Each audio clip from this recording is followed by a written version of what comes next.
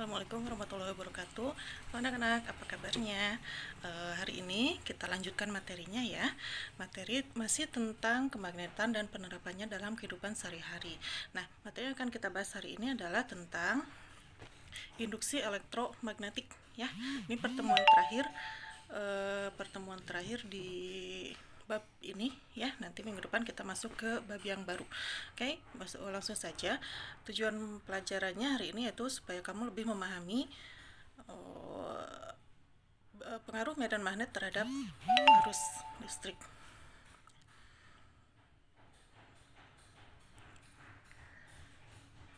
Jika gejala kemagnetan dapat dihasilkan dari listrik, nah apakah sebaliknya berlaku? Dapatkah listrik dihasilkan dari magnet? Nah, pertanyaan ini diajukan oleh para ilmuwan setelah Ørsted. Ya, Ørsted kemarin kan sebaliknya ya, kemagnetan dapat dihasilkan dari listrik. Nah, ini pertama kali dikemukakan oleh ilmuwan Inggris yang bernama Michael Faraday. Michael Faraday menjawab pertanyaan tersebut melalui sebuah percobaan. Ya. Nah, menurut Faraday, hasil kesimpulan Faraday itu meskipun medan magnet yang tetap tidak menghasilkan arus listrik, tapi perubahannya ya. Jadi di sini dimaksud adalah perubahan medan magnetnya yang menghasilkan arus listrik. Nah, arus listrik yang dihasilkan dari perubahan medan magnet ini disebut arus induksi atau arus imbas ya. Proses timbulnya arus listrik ini disebut sebagai induksi elektromagnetik ya. Itu induksi elektromagnetik. Kalau kemarin elektromagnetiknya, sekarang induksi elektromagnetik. Nah, berdasarkan percobaan Faraday, maka dapat diketahui bahwa tegangan listrik yang dihasilkan, yang diinduksikan oleh medan magnet itu bergantung pada yang pertama, jumlah lilitan. Ya, dari hasil percobaan kamu kemarin mungkin itu sudah terlihat ya bahwa jumlah lilitan mempengaruhi besarnya arus listrik. Nah, di sini juga berlaku. Semakin banyak lilitan pada kumparan, maka semakin besar tegangan yang diinduksikan, yang akhirnya nanti akan menghasilkan arus yang besar juga. Ya. Nah, kecepatan gerak medan magnet. Jadi, dipengaruhi juga oleh kecepatan gerak medan magnet. Jadi, nanti kita keluar masukkan gerak-gerakan medan magnetnya. Semakin cepat gerakan medan magnetnya, maka tegangannya juga semakin besar. Ya. Yang ketiga, jumlah garis gaya magnet. Artinya apa? Nah, semakin kuat, semakin besar ya kekuatan magnetnya, maka semakin besar juga tegangan induksinya ya. Jadi dilihat dari jumlah garis gaya magnetnya ya. Nah, itu menurut Faraday. Oke, lanjut. Nah, penerapan induksi elektromagnetik dalam kehidupan sehari-hari cukup banyak ya. Mungkin kamu selama ini sudah mengenal alat-alat ini, hanya mungkin belum memahami bahwa itu merupakan induksi elektromagnetik.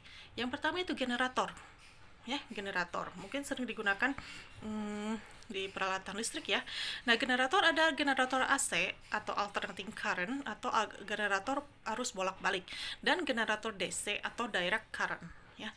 Generator AC ini nanti menghasilkan arus listrik bolak-balik ya. Nah, generator AC ini menggunakan cincin ganda, jadi bentuknya berupa cincin dan ada ganda dua ya.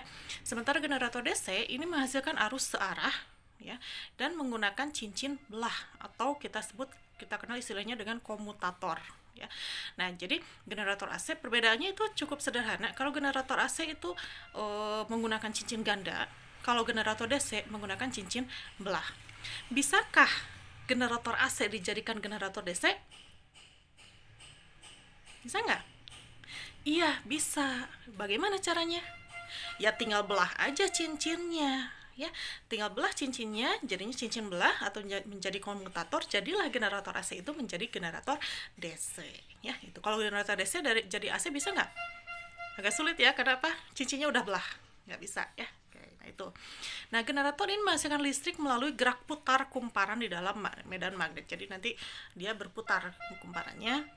Nah, pada saat kumparan berputar, kumparan memotong garis gaya magnet ya. Nah, ketika kumparan memotong garis gaya magnet, maka arus akan muncul ya, seperti pembahasan sebelumnya. Oke, kita lanjut ya. Nah, yang kedua penerapan induksi elektromagnetik adalah pada dinamo. Nah, dinamo juga ada dua, ada dinamo arus searah atau AC dan dinamo arus bolak-balik atau AC, searah DC bolak-balik AC. Nah, prinsip kerja dinamo kurang lebih sama dengan generator, yaitu memutar kumparan di dalam medan magnet ya. Nah, bagian dinamo yang berputar itu disebut rotor, sementara bagian dinamo yang tidak bergerak itu disebut sebagai stator, ya. Nah, itu bagian-bagiannya. Kamu bisa baca sendiri materinya ya, di buku ada penjelasannya juga. Nah, yang terakhir penerapan induksi elektromagnetik itu adalah pada transformator atau kita biasa menyebutnya trafo, ya. Sering mendengar kata trafo mungkin ya. Nah, trafo ini adalah alat untuk menaikkan atau menurunkan tegangan bolak-balik. Nah, ini hanya tegangan bolak-balik ya. Jadi bisa menaikkan, bisa menurunkan. Nah, trafo memiliki dua terminal, yaitu ada terminal input atau terminal primer dan terminal output atau terminal sekunder. Ya. Terminal input ini terdapat pada kumparan primer. Kumparan itu lilitan ya. Terminal output itu terletak pada kumparan sekunder.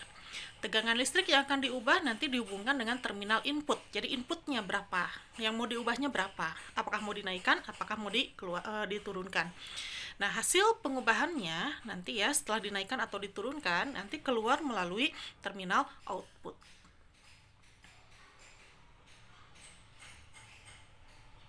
Nah, ini seperti ini transformator ya. Biasa kamu lihat di sutet ya. Di tiang listrik ada, di pembangkit listrik, di PLN itu banyak, karena itu dari PLN-nya tegangan dinaikkan dulu. Setelah dinaikkan nanti diturunkan secara bertahap ya. Ada dari pembangkit listriknya, dari pembangkit listrik itu dinaikkan dulu jadi ribuan volt ya. Nanti diturunkan sampai ke PLN itu, ke gadu-gadunya itu diturunkan. Nanti sampai ke tiang-tiang listrik yang di depan rumah kita itu diturunkan lagi ya. Nanti dari tiang listrik ke rumah kita itu diturunkan lagi sampai ke rumah kita itu hanya sekitar 220 volt saja ya. Jadi begitu prosesnya, tahapannya ya. Itu transformator. Nah, macam-macam transformator kita ada punya dua transformator. Yang pertama transformator step up. Up berarti menaikkan ya, menaikkan tegangan AC. Ciri-cirinya yaitu jumlah lilitan primernya, inputnya lebih sedikit daripada jumlah lilitan sekunder ya. Tegangan primernya, inputnya lebih kecil daripada tegangan sekunder. Namanya juga step up, berarti asalnya kecil menjadi besar, asalnya sedikit menjadi banyak ya. Nah, sementara kuat arus primernya lebih besar daripada kuat arus sekunder. Nah, arusnya yang terbalik, arusnya asalnya besar menjadi kecil.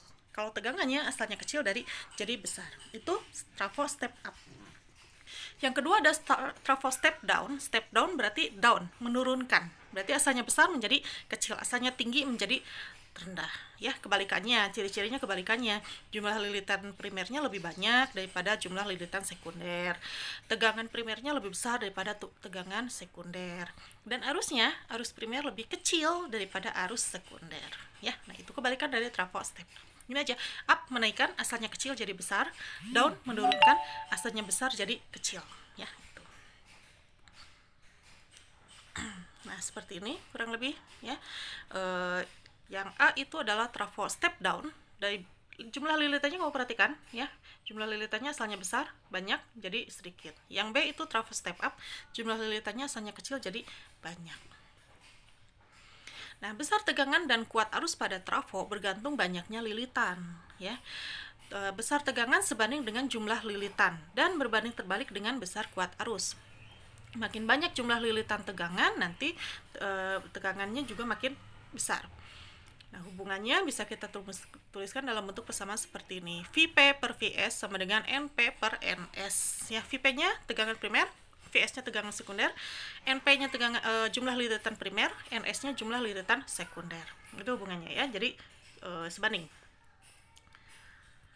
Trafo dikatakan ideal kalau misalnya tidak ada energi yang hilang menjadi kalor, ya, yaitu ketika jumlah energi yang masuk pada kumparan primer sama dengan jumlah energi yang keluar pada kumparan sekunder. Jadi harusnya sama kalau ideal, namanya ideal ya.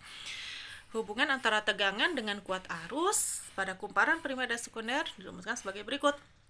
Nah, ini ya, jumlah energi listriknya V kali I kali T primer sama dengan V kali I kali T sekunder. Kalau semuanya dibagi dengan T, maka kita peroleh coret T-nya Vp kali Ip sama dengan Vs kali Is ya. Atau buat perbandingan Vp per Vs sama dengan Is per Ip. Kalau tadi Np per Ns, sekarang Is, S-nya di atas ya, karena kebalikannya Is per Ip. Nah, dalam hal ini V kali I adalah P atau daya transformator ya. Nah, jadi kalau untuk trafo yang ideal berlaku persamaan seperti ini. NP per NS sama dengan VP per VS sama dengan IS per IP. Ya. Nah, untuk I-nya kebalik ya.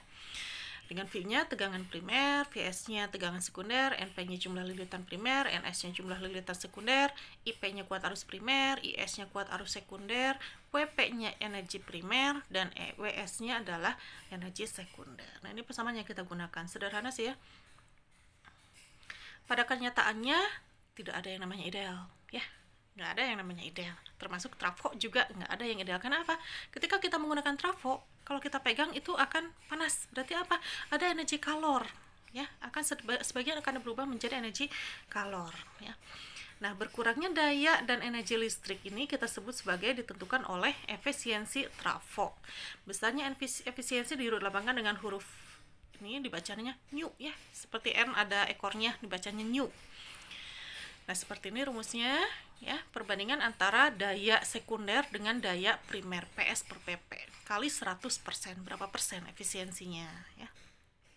Oke, kita lihat contohnya. Sebuah trafo digunakan untuk menaikkan tegangan AC dari 12 volt menjadi 120 volt. Hitung jumlah lilitan sekunder jika jumlah lilitan primernya 300. Kalau dari 12 menjadi 120 volt berarti trafonya apa? Step up atau step down? Step up, naik ya. Nah, penyelesaiannya diketahui tadi VP-nya 12 volt, VS-nya 120 volt, NP-nya jumlah lilitan primernya 300, dan ditanyakan NS. Kita gunakan persamaan yang tadi, VP per VS sama dengan NP per NS. Masukkan angkanya, VP-nya 12, VS-nya 120, NP-nya 300. Nah, NS-nya kali silang 120 kali 300 per 12. Dapat 36.000 dibagi 12, maka jumlah lilitan sekundernya adalah 3.000 lilitan. Ya, karena jenis trafonya step up, maka lilitan sekunder lebih besar, lebih banyak dibandingkan jumlah lilitan primer. Oke, demikian penjelasan Ibu tentang penerapan induksi elektromagnetik dalam kehidupan sehari-hari. Semoga bisa dipahami ya. Kalau ada yang mau tanya-tanya langsung ditanyakan saja di grup WA atau Japri. Oke, terima kasih banyak atas perhatiannya. Assalamualaikum warahmatullahi wabarakatuh. Bye-bye.